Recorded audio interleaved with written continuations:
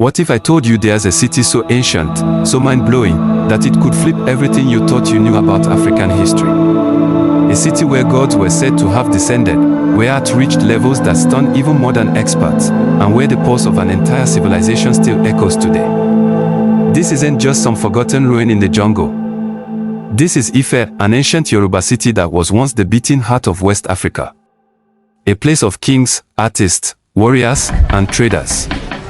A place where the past and the present collide. Over the next few minutes, we're diving deep into the lost city of Ife. You'll hear stories that feel too good to be true, but they're real. You'll see how a civilization once thought lost is still shaping the world today. And trust me, by the time we're done, you'll never look at African history the same way again. Let's get into it. You're not gonna believe this, but hidden beneath the busy streets of modern Nigeria lies a city that could rewrite what we think we know about African history. We're talking about Ife, the heartbeat of the Yoruba civilization. This wasn't just any city, it was once the cultural and spiritual epicenter of West Africa. Legend says it's where the gods themselves descended to shape the world. Imagine walking on streets where history and mythology literally collide. Ife wasn't just a city, it was a living, breathing connection to the divine. It was said to be the navel of the world. Yeah, you heard that right. This place wasn't just built, it was chosen. Now, picture this: bustling markets, towering walls of red earth, drums echoing through sacred groves, and the scent of incense hanging in the air. Every stone, every statue had a story to tell. Ife's people weren't just building a city, they were crafting a legacy. And at the center of it all was the Oni, the king, who wasn't just a ruler but a bridge between the people and the gods. He was like a living symbol of divine authority, and when he spoke, the people listened. And here's where it gets even crazier. Beneath today's Ife lies layer upon layer of history, palaces, sacred sites, and art that would blow your mind. We're talking bronze and terracotta works so detailed and sophisticated that when Europeans first saw them, they couldn't believe they were made in Africa. But trust me, they were.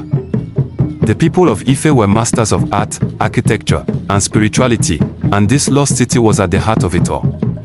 Let's talk about the art of Ife, because this is where things get next level. Have you seen those ancient bronze heads? I'm not kidding, they are so lifelike, you can practically feel them breathing. These weren't just random sculptures. They were masterworks created with a technique called lost wax casting, and it was genius. They'd carve the design in wax, cover it in clay, heat it up to melt the wax, then pour in molten bronze. What came out was a sculpture so detailed you could see every wrinkle, every scorification mark. It's insane, but here's the wild part: when Western explorers first laid eyes on these bronzes in the early 20th century, they were stunned. They thought, no way Africans could have made this. It had to be from Egypt or Europe. Can you believe that? The skill was so mind-blowing, they just refused to believe it. But the truth is, these artists from Ife were centuries ahead of their time, creating works that rivaled anything from Europe or Asia. These sculptures weren't just pretty faces, either. They represented kings, spiritual leaders, and ancestors. They were symbols of power, spirituality, and connection to the divine.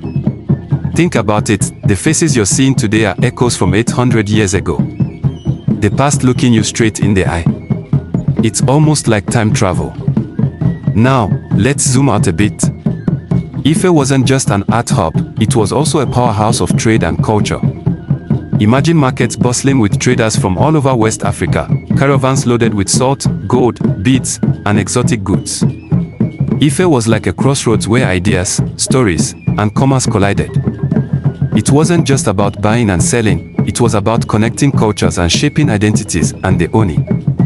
His influence wasn't limited to Ife. He was a symbol of spiritual and political authority that extended far beyond the city walls. Other kingdoms like Benin and Oyo were inspired by Ife's traditions and rituals. Some even tried to emulate its grandeur. Ife's festivals were legendary. Think drummers pounding out hypnotic rhythms, dancers in vibrant costumes, priests performing sacred rites. It was like a living theater where the human and the divine met under one sky. But wait, what happened to this shining city?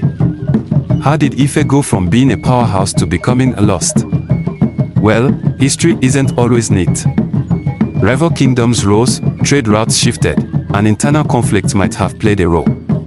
Slowly, Ife's influence faded. But it wasn't like it vanished overnight.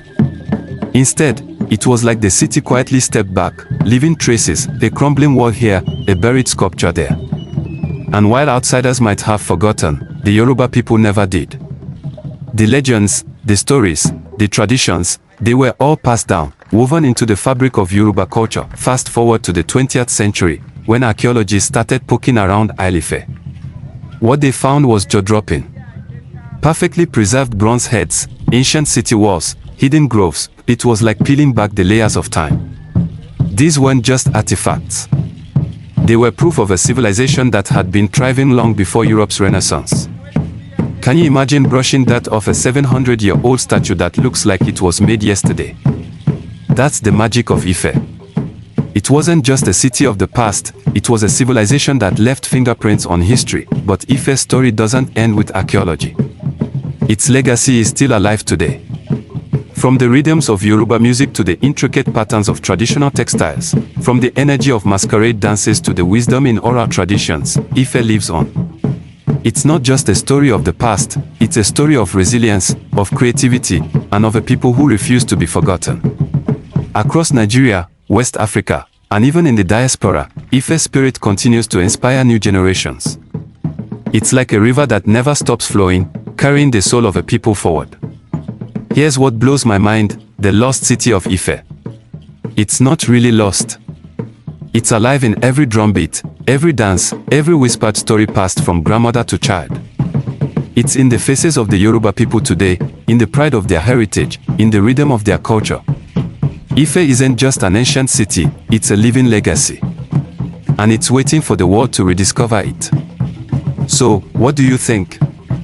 Ife wasn't just some ancient city, it was a force of culture, creativity, and spiritual power that still resonates today. Those bronze heads we talked about. They are more than just art, they are whispers from the past, reminding us of the brilliance of a people who refuse to be forgotten. And here's the kicker, Ife's story isn't locked in a museum. It's alive in Yoruba traditions, in music, in art, in families, and communities all over the world.